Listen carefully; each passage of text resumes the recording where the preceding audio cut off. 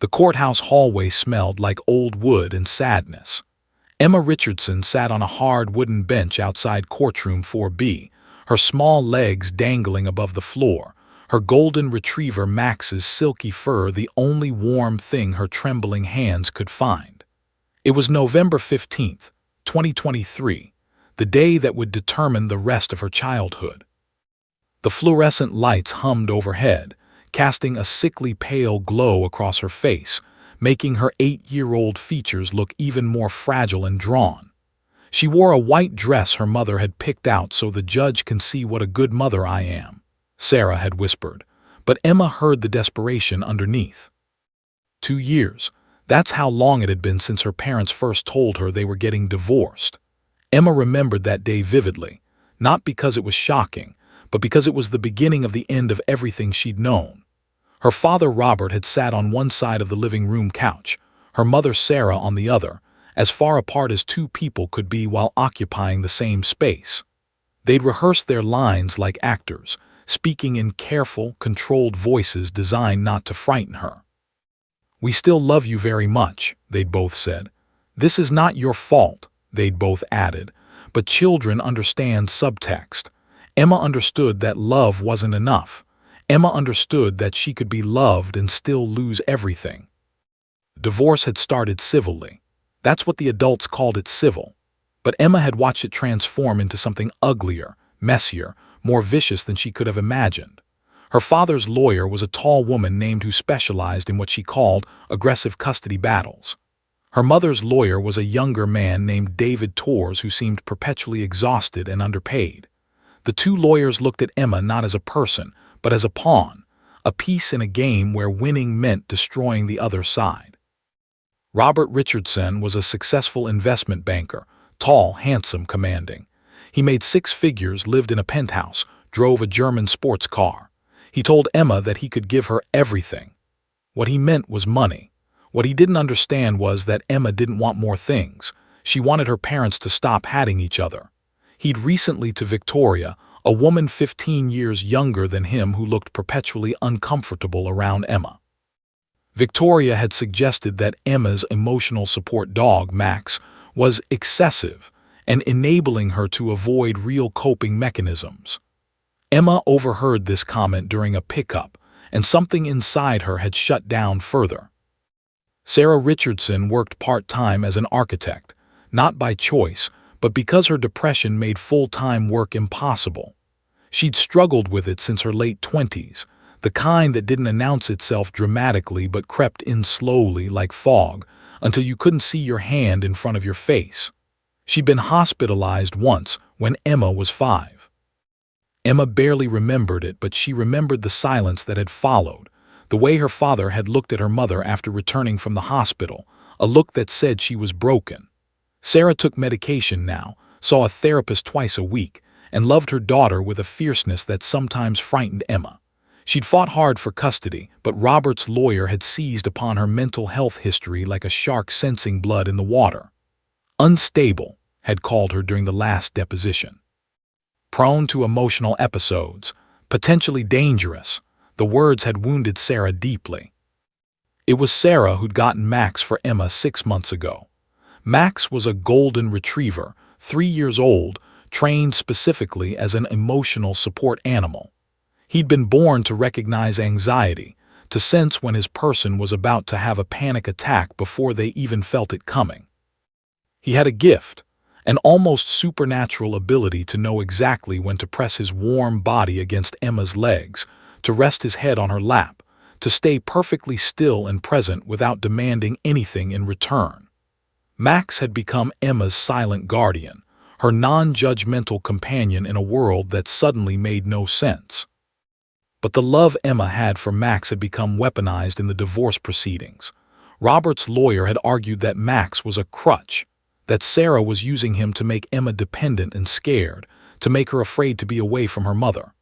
A truly stable parent would teach independence, not foster anxiety dependency, had argued. Emma didn't know what all of it meant, but she understood the subtext. Her dog was being used to prove her mother was a bad parent. School had become difficult. Emma's fourth-grade teacher, Mrs., had noticed the change first. Emma had always been a bright, chatty girl, a natural leader who organized playground games and helped other kids with their math homework. But over the course of the past year, she'd withdrawn. She'd stop in the middle of sentences, forgetting what she was going to say. She'd sit alone at lunch, picking at her food, not because she wasn't hungry but because her stomach felt twisted in knots most days. Her grades, which had been mostly A's, started slipping to B's and C's. Not because she couldn't understand the material, but because concentration had become a luxury her anxious brain couldn't afford. Mrs. had called Sarah to suggest that Emma might benefit from counseling. Sarah had already been taking Emma to Dr., a child psychologist who specialized in divorce-related trauma. But the court had demanded a court-appointed psychologist produce a neutral report, meaning the psychologist was instructed not to favor either parent. This psychologist, Dr. Williams, was a portly man in his 60s who seemed to approach children like they were puzzles to be solved rather than human beings to be understood. He'd interviewed Emma 3 times, asking clinical questions in a clinical voice, and Emma had given him clinical answers, short, careful, revealing nothing. In his written report to the court, Dr. Williams had noted signs of anxiety and depression and age-appropriate adjustment difficulties, but he'd stopped short of recommending either parent over the other. Neutral, safe, useless. Now sitting in this courthouse hallway at 8:47 a.m., waiting for the final hearing to begin, Emma felt like she was disappearing. She'd stopped speaking at school almost entirely. Her classmates had begun to notice, asking Mrs. why Emma never talked anymore. Some of the kids had started calling her Silent Emma and had begun excluding her from group projects. Her voice, once strong and confident, had become barely a whisper, and even then only to people she trusted completely, her mother and Max. Max pressed against her leg now, sensing her terror. His dark brown eyes looked up at her with such profound understanding that Emma felt tears beginning to form. She couldn't cry here in this hallway, where people in suits and professional shoes walked past, checking their phones, discussing other people's lives, other people's tragedies. The bailiff had told her mother that the judge would see them in 15 minutes. 15 minutes until her fate was decided by a man she'd never met, a man who would read papers and listen to angry lawyers and would somehow determine the most important thing in her life, where she would sleep, who she would wake up to, whether she would feel safe or scared. Max's head stayed on her lap. His warmth was the only thing keeping her from floating away completely. She couldn't know it yet, but in just a few hours that small gesture, a girl whispering a secret to her dog, would change everything. That moment of vulnerability and trust would pierce through the armor of a jaded judge and make him see, truly see, what his court system had done to this child. It would be the most powerful testimony anyone would give that day. But for now, Emma just sat in the hallway, clutching Max's fur, trying to make herself small enough to disappear entirely. The bailiff called her name. It was time. Sarah Richardson sat at her kitchen table at 6:47 a.m. on the morning of the hearing, her hands wrapped around a cold cup of coffee she'd brewed an hour ago and forgotten. The kitchen was small but carefully decorated, a room that reflected who she'd once been before depression had moved in like an uninvited tenant and refused to leave. There were photographs on the wall, Sarah and Robert on their wedding day, both laughing, Emma as a newborn, impossibly small, family vacations to places that now felt like they belonged to someone else's life. She hadn't slept, not a wink. She'd lain in bed until midnight, then given up and wandered through the small 3-bedroom house she'd fought to keep as part of the divorce settlement. This house held Emma's childhood. Emma's first steps had been taken on these hardwood floors. Emma's 6th birthday party had happened in that backyard. If Robert won custody, Sarah would lose this house too. The settlement didn't allow her to keep it on her part-time architect's salary. She'd have to sell, to downsize, to become the kind of person who lived in an apartment instead of a home. The kind of person her ex-husband had already decided she was: unstable, unreliable, broken. Sarah had been diagnosed with major depressive disorder when she was 28 years old. She'd been working at a prestigious architecture firm, climbing the ladder, making partner on track. She'd been engaged to Robert, planning a wedding, imagining the future. And then one day, for no reason she could articulate, the world had gone gray. Not sad, that would have been manageable. Gray. Everything had lost its color, its meaning, its point. She'd gotten out of bed because habit dictated it, not because she wanted to. She'd gone to work because she had to, not because she cared. By the time she'd finally admitted something was wrong and sought help, she'd already spent 3 months in a fog so thick she could barely remember them. The medication had helped, therapy had helped, but the stigma had never gone away. Even Robert, who'd promised in sickness and in health, had grown distant as he watched her struggle.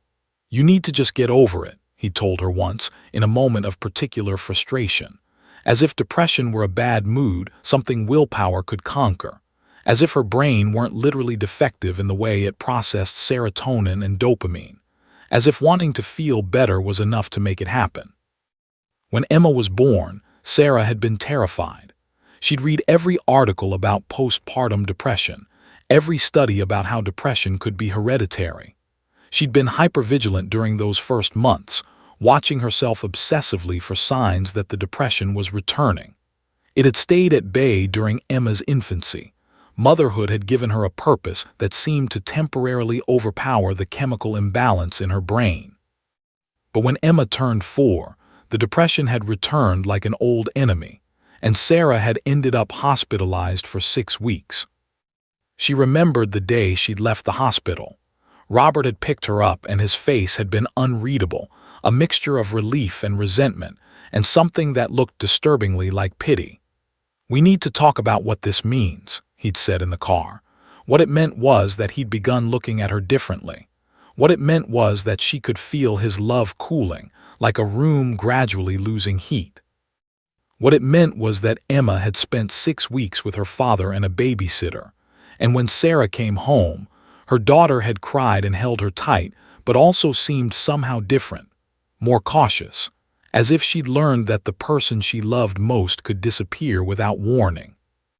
Sarah had fought to stabilize.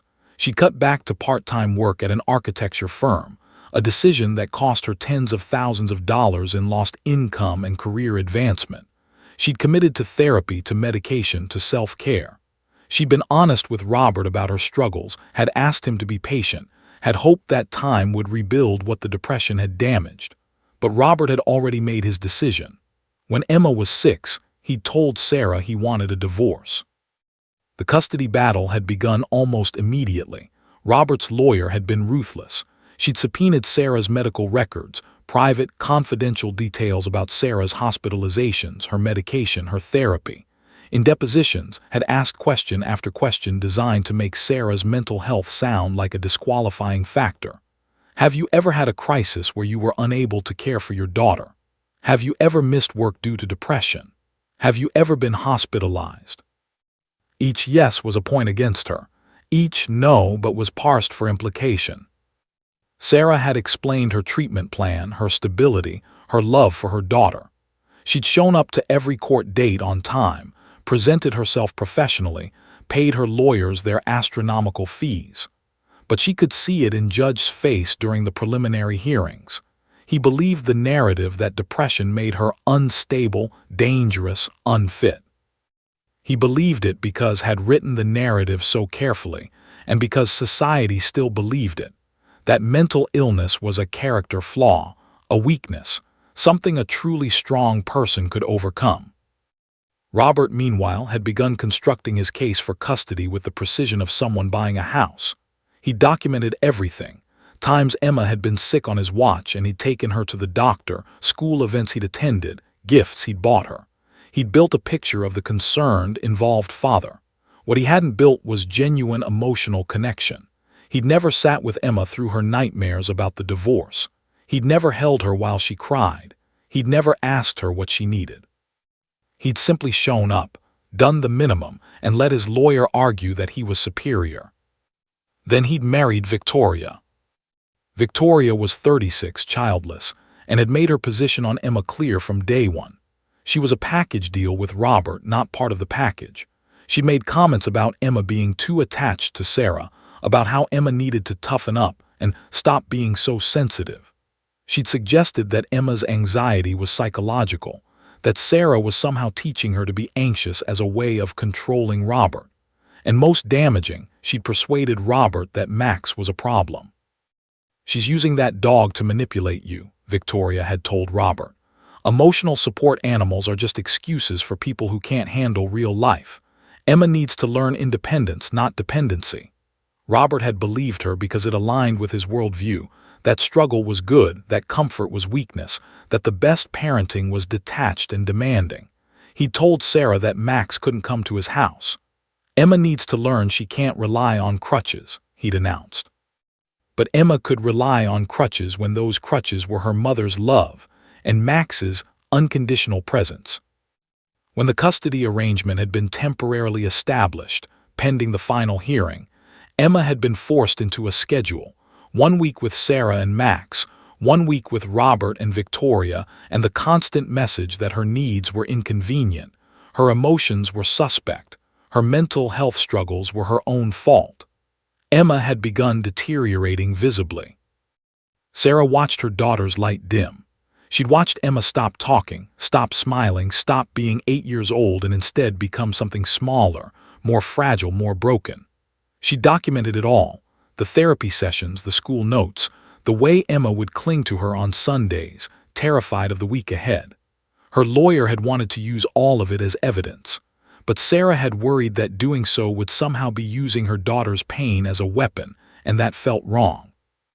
Now, sitting in her kitchen at 6:47 a.m., Sarah made a decision. She would tell the judge the truth, that she wasn't perfect, that depression was part of her life, that she took medication and therapy seriously, that she had failed to give Robert perfect love, perfect stability, perfect happiness. But she had never, not once, stopped loving Emma with every fiber of her broken, flawed, medicated self. That would have to be enough. It wasn't enough, but it was true. The rain started falling at 8:15 a.m., November 15, 2023. Not the gentle kind of rain that makes you want to stay inside with a warm drink, but the cold, relentless kind that seeps through your clothes and settles into your bones. Sarah stood outside her car in the courthouse parking lot, holding an umbrella that the wind immediately turned inside out. She fought with it for a moment before simply giving up and tossing it aside. What did it matter? She was already soaked through with fear, with grief, with the desperate hope that somehow, miraculously, justice would see that love mattered more than a paycheck. Emma sat in the back seat, still buckled in, staring out at the rain streaming down the window. She was dressed in white, a white dress with a small white bow in her hair. Sarah had chosen the outfit carefully, aware that they were performing for an audience now. The judge would see them before he saw into their hearts. First impressions mattered. Sarah had read articles about what to wear to custody hearings. Nothing too casual, nothing too formal, nothing that drew attention. White, innocent, pristine, almost angelic. Sarah had felt sick, dressing her daughter for court like she was dressing her for sacrifice. "Come on, baby," Sarah said softly, opening the back door. The rain sprayed in immediately, cold and hostile. "We have to go inside." Emma unbuckled herself slowly. She moved like a small robot, mechanical and emotionless.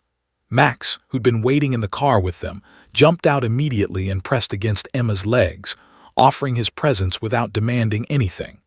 The three of them, Sarah, Emma, and Max, walked across the parking lot toward the imposing gray building that looked like every courthouse in every movie where lives were destroyed by lawyers and judges. The courthouse was a 3-story structure built in the 1970s with all the charm of a concrete bunker. Its steps were wide and imposing, designed to make people feel small. By the time they reached the top, Sarah and Emma were both dripping wet, their clothes clinging to their bodies in a way that felt deeply unfair. Sarah had imagined arriving pristine and put together, the picture of stability. Instead, she looked like a desperate woman who couldn't even manage the weather.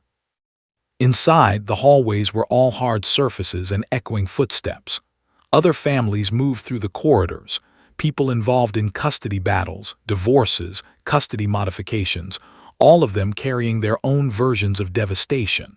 A woman in a red coat stood by a water fountain, crying quietly into her hands. Two older men argued in hushed tones near the stairs. Everyone here had a story. Everyone here was losing something. Sarah approached the check-in desk with Emma's hand in one of hers and Max's leash in the other. The clerk, a young woman with tired eyes, looked up from her computer.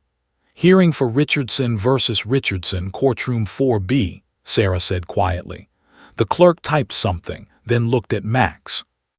"Is that an emotional support animal?" the clerk asked, with the tone of someone who'd asked this question 1,000 times and wasn't particularly interested in the answer. "Yes," Sarah said. She pulled out the documentation, letters from doctor confirming Max's role as an emotional support animal, veterinary certification, training certificates.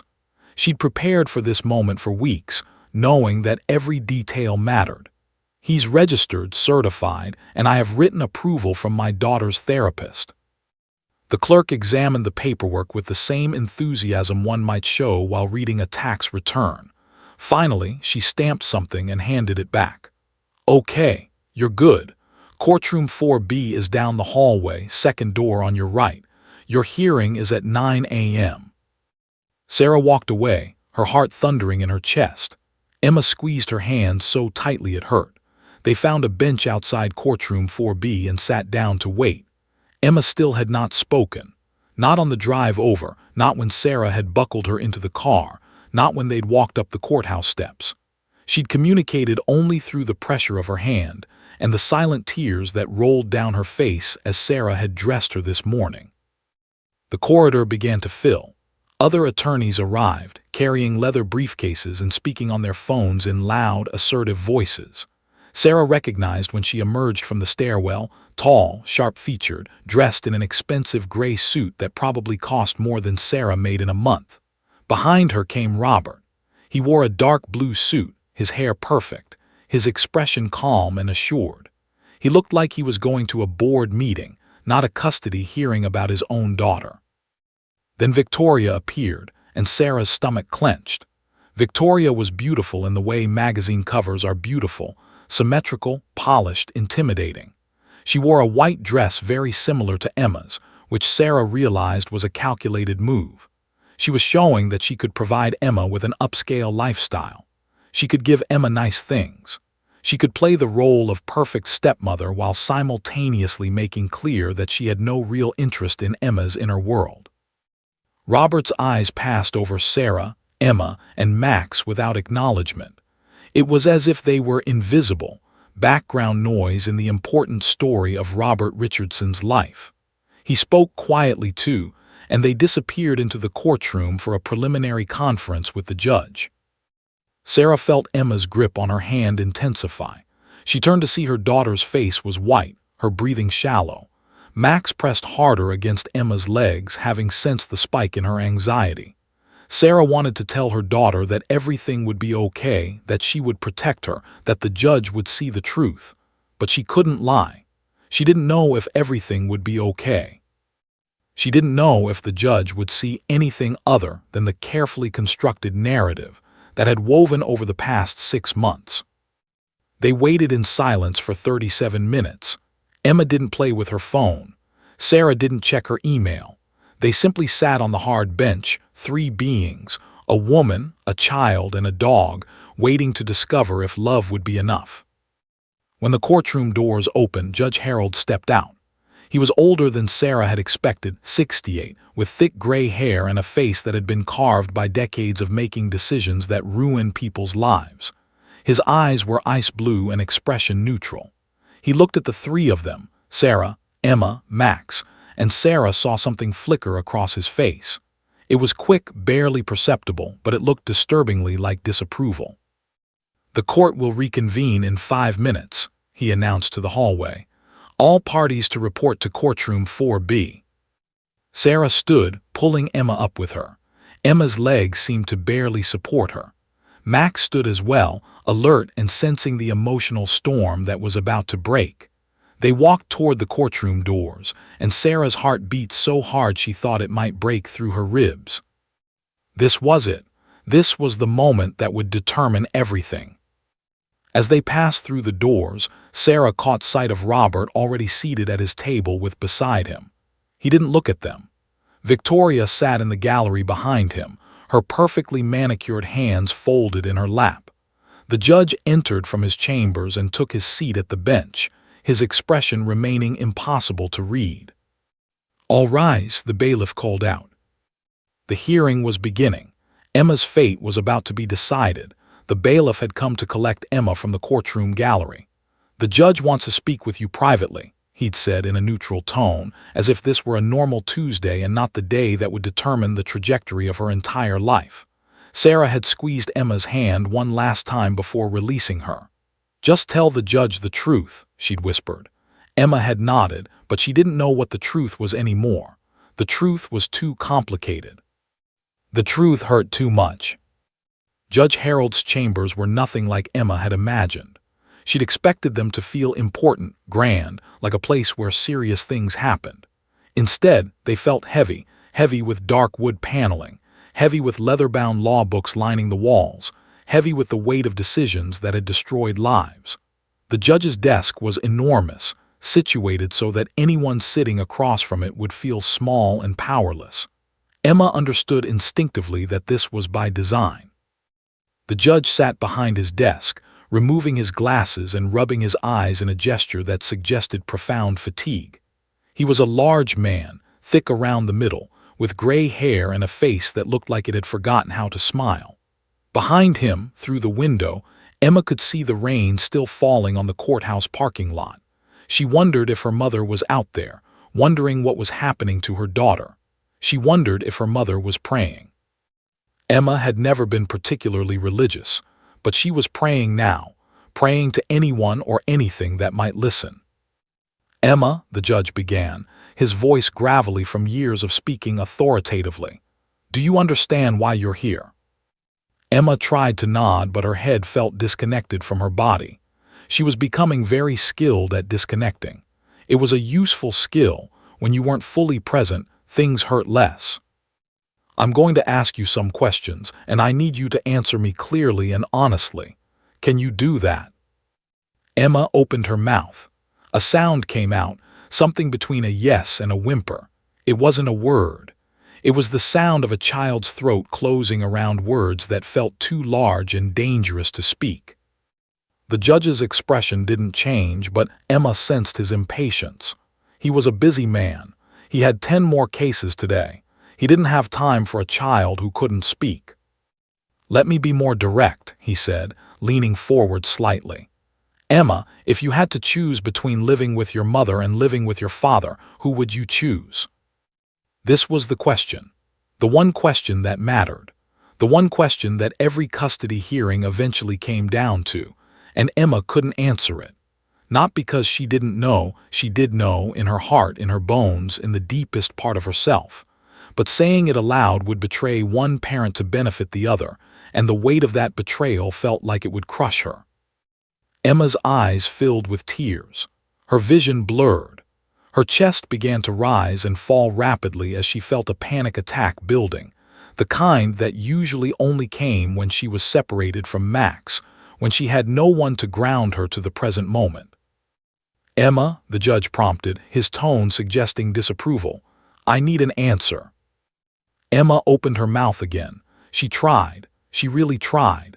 She imagined her mother's face, the face that had wiped her tears, that had read her bedtime stories, that had held her through nightmares about the divorce.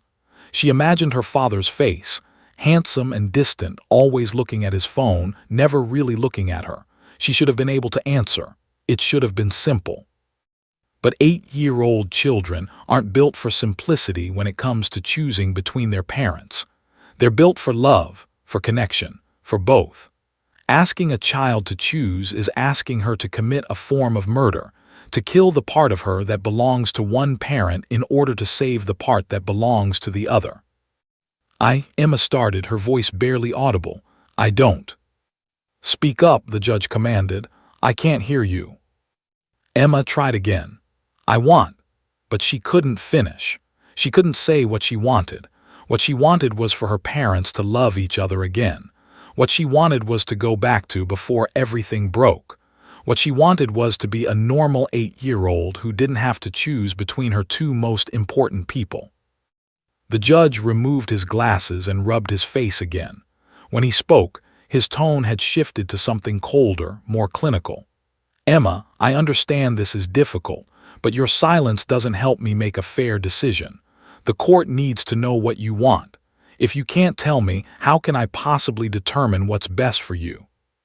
The implication was devastating. If she couldn't advocate for herself, she deserved whatever happened to her. If she couldn't find her voice in the judge's chambers, she was a failure. She had failed the court. She had failed her mother. She had failed herself. Emma's panic attack accelerated. Her breathing became shallow and rapid.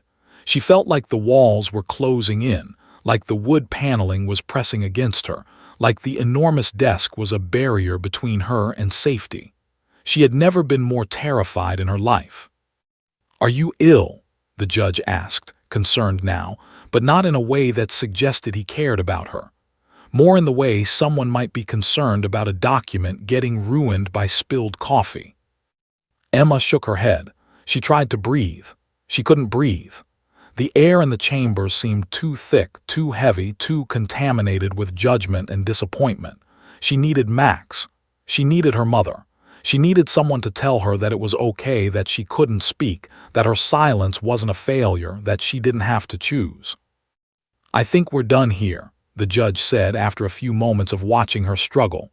"I can see this is distressing you. You can return to the courtroom." Emma had failed. She understood this with absolute clarity as she stood up on shaking legs and moved toward the door. She had been given one chance to advocate for herself, to tell the judge what she needed, to fight for her own future. And she had failed. The bailiff escorted her back to the courtroom. Sarah immediately wrapped an arm around her, but Emma couldn't look at her mother. She had let her down. She had sat in the judge's chambers and said nothing, done nothing, been nothing but a silent, broken child who couldn't even speak her own truth. Max pressed against her legs, and Emma realized that her dog had more power in this courtroom than she did. Max could communicate without words. Max could be present and matter. Max could make a difference simply by existing. But Emma, silent, terrified Emma, could do nothing but sit and wait for adults to decide her fate. As she returned to her seat, Emma caught sight of the judge walking back to his bench. She saw him glance at her, and his expression was unreadable. She had already been judged. She had already lost. The hearing was simply a formality now, a performance that would determine whether she lived with her cold, distant father or her broken, medicated mother. Either way, she had already failed them both. Emma closed her eyes and tried to make herself disappear. The courtroom was packed. Aside from the immediate parties involved in the case, there were other families waiting for their hearings, court observers, and a few reporters who'd gotten wind of an interesting custody dispute. Emma sat between her mother and a court officer, her small body pressed against the wooden chair, feeling every eye in the room. Max lay at her feet, a calming presence that the judge had already made clear he resented. She could feel the judge's disapproval radiating from the bench like heat from an oven. Judge opened the proceedings by reviewing the basic facts of the case. His voice was monotone, clinical, stripping away all the emotion and pain and broken promises, and left this life into dry legal terminology. Richardson versus Richardson, custody determination hearing, 2-year separation. Child Emma Richardson, age 8. Current temporary custody arrangement, alternating weekly residence. Stood first. She was a woman in her late 50s, sharp-eyed and sharper-tongued, someone who made her living by finding weaknesses and exploiting them mercilessly. She adjusted her designer suit jacket and began her opening statement with the precision of a surgeon making an incision. "Your Honor, this case is straightforward," she began, her voice carrying the confidence of someone who'd never doubted herself in her life. "My client, Robert Richardson, is a successful businessman who has demonstrated consistent, responsible parenting. He maintains stable employment, provides a structured household, and has the financial resources to give his daughter every advantage. She paused, letting that sink in. Every advantage, as if advantages could be measured in dollars. In contrast, continued, turning toward Sarah with an expression of rehearsed sympathy, the respondent has a documented history of severe mental illness, clinical depression requiring hospitalization, medication dependency, therapy sessions. These are not indicators of stability. These are indicators of someone struggling with their own demons and who frankly may not be equipped to provide the emotional support that a child requires. Sarah's jaw clenched. Emma could see her mother's hands gripping the edge of the table, knuckles white. Furthermore, pressed on, the respondent has encouraged dependency on an emotional support animal. While I'm sure the dog is well-meaning, this is essentially teaching the child that she cannot function without a crutch. This is not strength. This is not resilience. This is coaching a child in learned helplessness. Emma felt something break inside her chest. She wanted to scream that Max wasn't a crutch. Max was love. Max was the only thing keeping her from completely shattering, but she remained silent, as always, her throat locked by panic and confusion. David Torres, Sarah's lawyer, stood up. He was younger than perhaps in his mid-40s, and he moved with the nervous energy of someone fighting a battle he knew he might lose. Your Honor, my client has been transparent about her mental health history. She's engaged in ongoing treatment. She's stable. She's medicated. And most importantly, she loves her daughter with every fiber of her being. Stability through medication, interrupted, though it wasn't her turn. Your Honor, is that really what we want defining parental fitness? Reliance on pharmaceutical intervention. Objection, David said quickly. Let me finish my statement. The judge nodded wearily. Continue, Mr. Torres. The defendant's daughter is bonded to her mother, David continued. Emma thrives in Sarah's care. Her school performance improves during weeks when she's with her mother. She's more social, more engaged, more like herself. The connection between a mother and child is sacred, Your Honor. It's not something that should be dismissed because of mental health history that has been appropriately treated. Sacred, repeated, shaking her head. Is it sacred when a child is exposed to a parent's emotional instability? Is it sacred when a child learns to be afraid of her mother's moods? Is it sacred when a child develops anxiety disorders because she never knows which version of her mother she's going to get? This was a direct, calculated blow. Emma felt it land in her own chest as if it had been aimed at her. She was the anxiety disorder. She was the problem. Her father's lawyer was saying it out loud in front of everyone, and no one was stopping her. Sarah stood up. That's not fair, she began. Sit down, the judge commanded, and Sarah obeyed, her face flushed with anger and shame. Smiled, a thin, victorious smile. Your Honor, I'd like to present medical documentation regarding the respondent's psychiatric history. What followed was a parade of evidence designed to dismantle Sarah's credibility. Medical records describing her hospitalization. Therapy notes, though thankfully some had been redacted due to doctor-patient privilege. Testimony from a psychological evaluation that, while cautious, noted periods of significant depressive episodes. Each document felt like another weight added to the chain wrapping around Sarah's neck, pulling her down into the depths of the ocean. Emma watched her mother's face as this was happening. She watched the humiliation, the defeat, the desperate hope that somehow this nightmare would end. Her mother looked so small in that courtroom, so exposed, so easily dismantled by a woman in an expensive suit who'd made her career out of destroying other women like her. Now, regarding the emotional support animal, continued, returning to her primary weapon. There's been increased scrutiny in recent years about the misuse of emotional support animals. While they can be useful in some contexts, they can also become a form of avoidance behavior. The child in this case appears to have become dependent on the dog for emotional regulation. This is, frankly, a disservice to the child. What happens when the child is away from the animal? What happens in a school setting? What happens if the animal dies? The child needs to develop coping mechanisms, not dependencies. Emma's hands started shaking. She looked down at Max, whose head rested on her feet. What would happen if Max died? The thought was so overwhelming that her vision began to tunnel. She couldn't breathe through it. Max wasn't just a comfort. Max was her life raft in a sea of chaos. Without him, she would drown.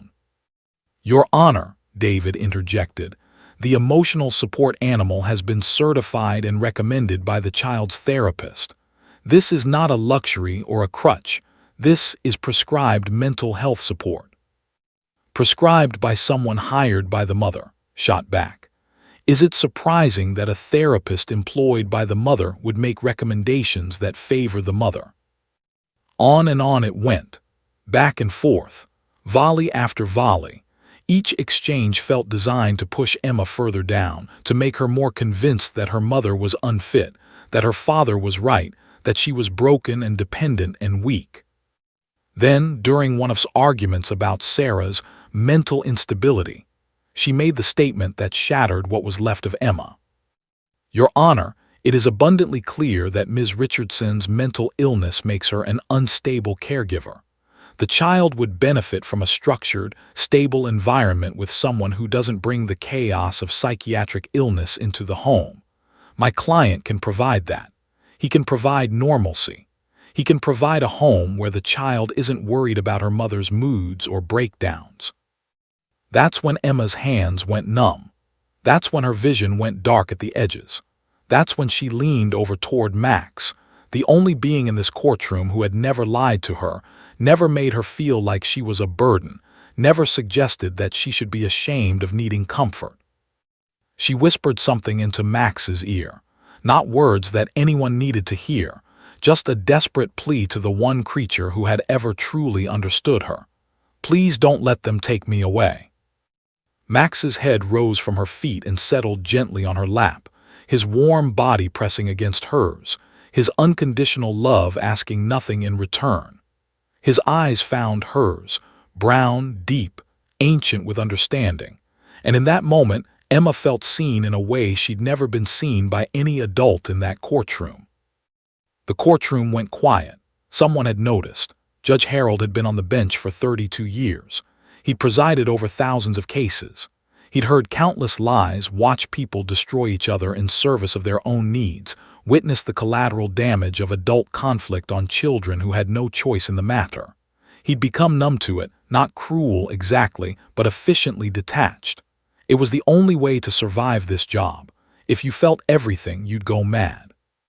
But something shifted in that moment when 8-year-old Emma Richardson leaned toward her dog and whispered something only Max could hear. It wasn't the whisper itself that pierced through his armor. It was what happened next, the dog's immediate response. The way Max lifted his head with such deliberate gentleness, such profound understanding, and placed it on the child's lap. There was no command given, no hand signal, no sound that anyone else had heard.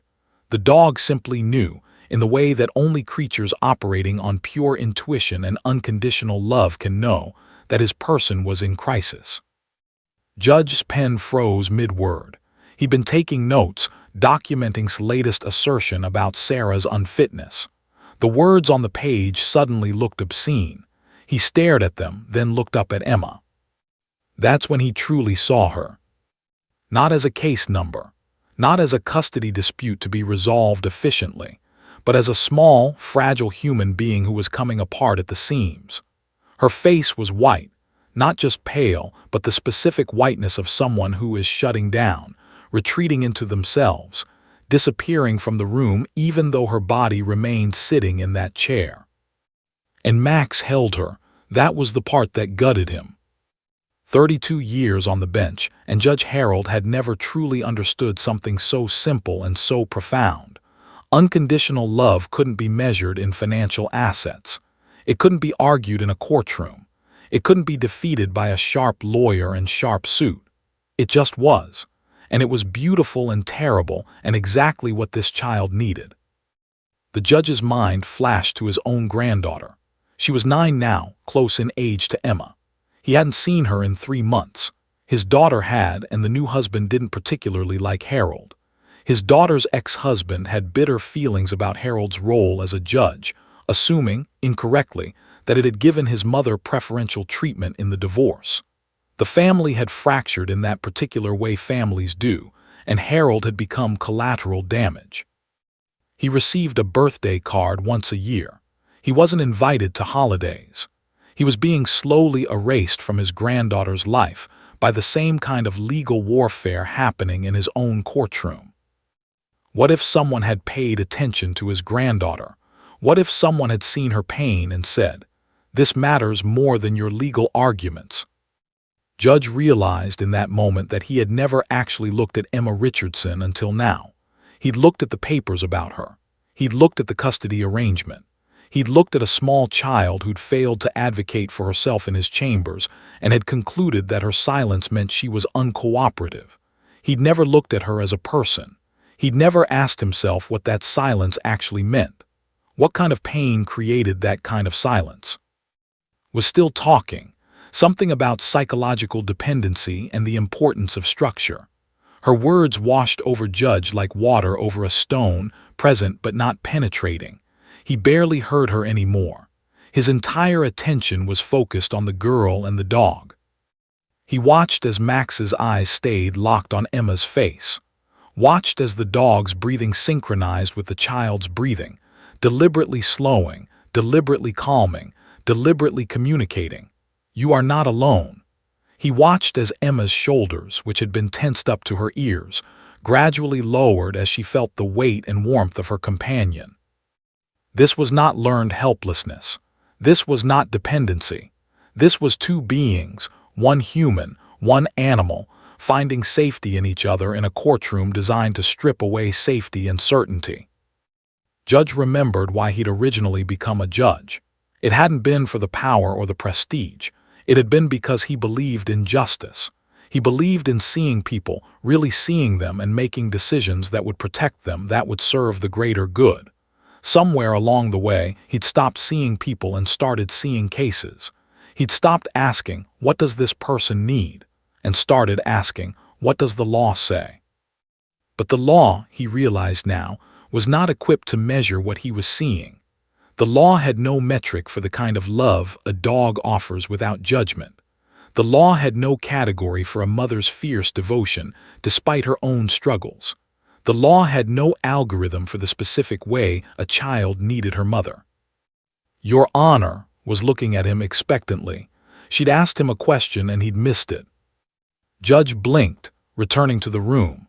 He saw a sharp expression, her lawyer's calculation, her complete obliviousness to the fact that everything she'd been arguing was missing the point entirely. He looked at Robert Richardson, who sat impassive, looking at his watch. He looked at Victoria, who was examining her phone. He looked at David Torres, Emma's mother's lawyer, who was watching the judge with cautious hope. He looked at Sarah, whose face held the specific devastation of someone who believed she was already losing. And then he looked back at Emma and Max. The dog had not moved. His head remained on her lap. His eyes remained on her face. He was doing the one thing no one else in this courtroom had done. He was truly present with her, not for his own purposes, not to win an argument, not to destroy an opponent, simply to be. Judge felt something shift in his chest. It felt like waking up. It felt like seeing clearly for the first time in years. It felt like confronting a truth he'd been avoiding, that he'd become the kind of judge he'd never wanted to be. The kind who saw children as collateral damage in adult warfare. The kind who privileged legal arguments over human welfare. The kind who had missed his own granddaughter's childhood because he was too busy presiding over other people's families being destroyed. He set down his pen. "I think," he said quietly, his voice cutting through the courtroom like a blade, "that we need to take a recess." Turned to him, confusion on her face. They were in the middle of her argument. The judge couldn't just stop proceedings. "Your Honor, I haven't finished my statement." "I'm aware," Judge said, removing his glasses and rubbing his eyes. "We'll reconvene in 15 minutes." He stood and everyone stood with him, the automatic response to authority, but his eyes remained on Emma. He watched as the child looked up, startled, unsure what was happening. He watched as Max lifted his head slightly as if to ask, "Is it safe now?" "Bailiff," Judge said, "ensure that the child remains with her emotional support animal during the recess." It was a small statement, a minor procedural note, but it carried weight. It was an acknowledgement, the first acknowledgement in this entire hearing, that Emma's need for Max was valid, that it mattered, that it should be protected. He walked back into his chambers and closed the door. For the first time in 32 years, Judge Harold sat alone in his chambers and cried. He cried for all the children he'd failed to truly see. He cried for his granddaughter. He cried for Emma Richardson and the way she'd tried to disappear. He cried for the realization that justice required more than legal expertise. It required seeing the whole person, not just the case file. When he emerged 15 minutes later, everything had changed. He had changed. And the question was, could he be brave enough to let it matter? When Judge Harold re-entered the courtroom 15 minutes later, he looked different. His jaw was set with a determination that hadn't been there before. His eyes, which had been cold and analytical, now held something warmer, something that looked disturbingly like compassion. He took his seat on the bench and looked directly at the bailiff. "Bring the parties back in. We're ready to proceed with my ruling." The courtroom filled again. Sarah had used the recess to hold Emma, who had remained attached to Max the entire time. Robert checked his watch, apparently unaware that anything significant had happened, returned with the confidence of someone who delivered a devastating closing argument. Victoria sat with her posture perfect, her expression serene. They had no idea what was about to hit them. Judge took a moment to look at each person in the courtroom. Then he began to speak, his voice carrying a weight it hadn't before, the weight of a man who had truly examined his conscience. "This case has been brought before me with the standard arguments we see in contested custody matters," he began. "Questions of financial stability, employment history, mental health status, home environment. The law provides me with frameworks for evaluating these factors, and I will address them." He pulled out his written ruling, but he didn't read from it in the mechanical way judges usually did. Instead, he looked up frequently, making eye contact with people in the courtroom. "The petitioner, Robert Richardson, is indeed financially stable. He is employed. He has no documented mental health concerns. By traditional metrics, he meets the baseline requirements for custody. I do not dispute that." Robert nodded slightly, relief beginning to cross his face. "However," Judge continued, and Robert's expression faltered, "financial stability is the minimum requirement, not the entire requirement. A child does not live on money alone.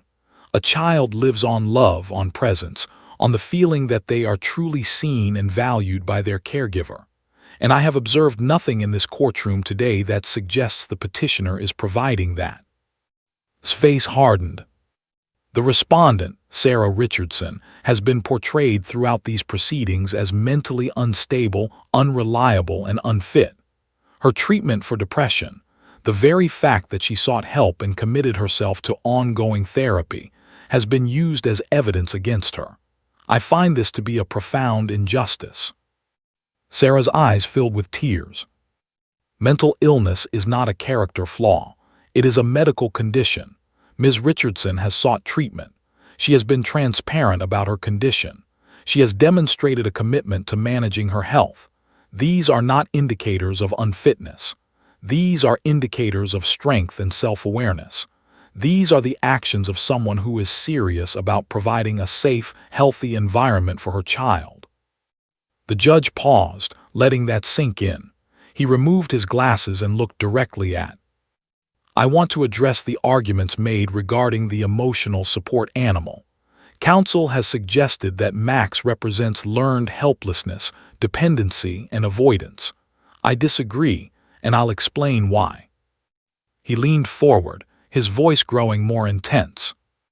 "Approximately 15 minutes ago, during a recess, I observed a child whispering to her dog. She said something quietly, something only the animal could hear. And the dog responded, not because it was trained to respond to a verbal command, but because it understood, on some intuitive level, that the child was in crisis and needed comfort. He paused, his eyes finding Emma in the gallery. That is not learned helplessness. That is not dependency. That is a child reaching out for the one being in her life who has offered her unconditional acceptance. In a courtroom where adults have been arguing about her future, where her own attempts to speak her truth have been met with dismissal, where she has been positioned as a failure because she couldn't advocate for herself loudly enough. In this environment, Max has been the only thing that has consistently communicated, "You matter to me. You are not a problem. You are not a burden. I love you." Started to interrupt. "Your Honor, I think you're reading too much into." "I'm not finished," Judge said firmly, his voice cutting through the courtroom like a gavel. "I have presided over thousands of custody cases in my 32 years on the bench. I have seen parents fight over children with all the sophistication of courtroom warfare.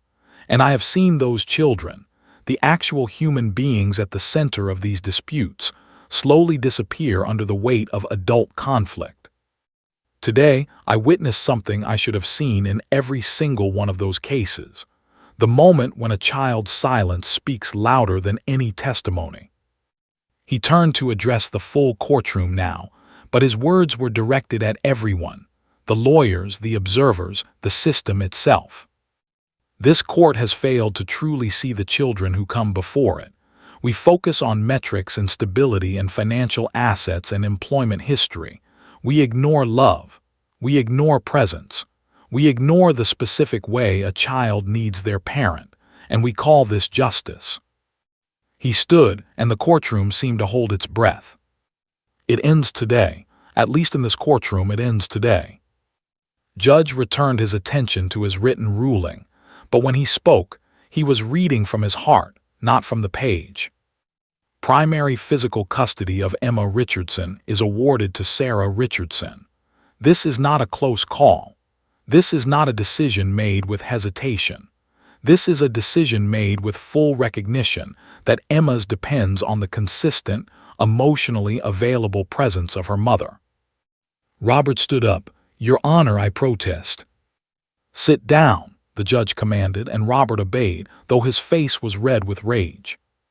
"However," Judge continued, "Robert Richardson will maintain generous visitation every other weekend and one midweek evening. This is not a punishment. It is a recognition that a child benefits from contact with both parents, assuming both parents are willing to prioritize that child's over their own ego." He turned directly to address the room now, his voice trembling slightly with emotion. "Both parents will begin family therapy immediately. Not individual therapy, not separate therapy, but joint sessions with a court-approved therapist. Both of you need to understand the damage you have done. Both of you need to learn how to co-parent with respect and boundaries. And most importantly, both of you need to understand that your conflict has harmed this child in ways that will take years to heal." He paused, looking directly at Robert and Victoria. "The emotional support animal, Max, will reside primarily with Emma. However, the animal will also be welcome in Mr. Richardson's home during visitation. There will be no exceptions to this. The dog is part of Emma's therapeutic treatment plan. He is not negotiable. He is not a bargaining chip. He is not something to be as punishment. He is a necessity." He looked at Sarah. "Ms. Richardson, Emma will continue her therapy with Dr. The court supports this ongoing care." Finally, he looked directly at Emma. "Emma, I want you to hear me say this, and I want you to know that I mean it. You are not responsible for your parents' conflict. You are not responsible for their inability to love each other. You are not responsible for choosing between them. What happened in my chambers earlier today, your inability to speak, that was not a failure on your part. That was a failure on the part of the adults in your life to create a safe space where you could speak. You were right to be silent. Your silence was a form of truth-telling." Emma stared at the judge, tears streaming down her face. The dog you have beside you, Max, he understands something that a lot of adults in this courtroom don't understand. He understands that sometimes the most important thing we can do is simply be present. Simply show up. Simply say, without words, I see you, I value you, I will not abandon you. That is what love is. That is what parenting is supposed to be. He looked back at Sarah. Your love for this child is visible. It is palpable. It is the strongest testimony I have heard in this courtroom today.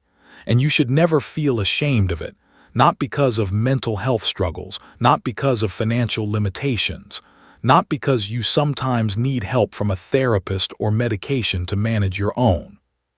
He turned to, and counsel, I will note in my ruling that I find the repeated attacks on the respondent's mental health treatment to be ethically questionable. Using someone's decision to seek help as evidence against their parental fitness is not justice. It is cruelty dressed up in legal language. Finally, Judge made his last statement, and it hung in the courtroom like a benediction. This ruling is final. There will be no appeals on the grounds that I've given too much weight to a child's emotional needs, because I have decided that in this courtroom, in this case, in this moment, emotional needs matter more than legal precedent. This child's need to feel safe, to feel loved, to feel seen by her parent, these needs supersede all other considerations. This is what justice looks like when we remember that we're not just interpreting law. We're determining the future of a human being. He banged his gavel once. Court is adjourned. The silence that followed was profound. No one moved. No one spoke. What everyone had just witnessed was a judge breaking the system from within, choosing humanity over precedent, and reminding them all that some things matter more than winning. Emma held Max. Max held Emma closer. And Sarah, for the first time in 2 years, felt like she could breathe. 3 months after Judge's ruling, Emma Richardson sat in her mother's kitchen on a Saturday morning drawing. Not because she had to, but because she wanted to. The drawing was of Max, rendered in careful colored pencil, golden, noble, forever captured in the act of placing his head on her lap. She was in the middle of showing it to her mother when she paused and said, out loud and completely naturally, "Do you think I should add more detail to his eyes?" Sarah, who had been reading at the kitchen table, stopped. She put down her book and looked at her daughter. Emma had spoken in complete sentences in her normal voice without hesitation or fear. It was a small thing. It was everything. I think his eyes are perfect exactly as they are, Sarah said, and she meant it in more ways than one.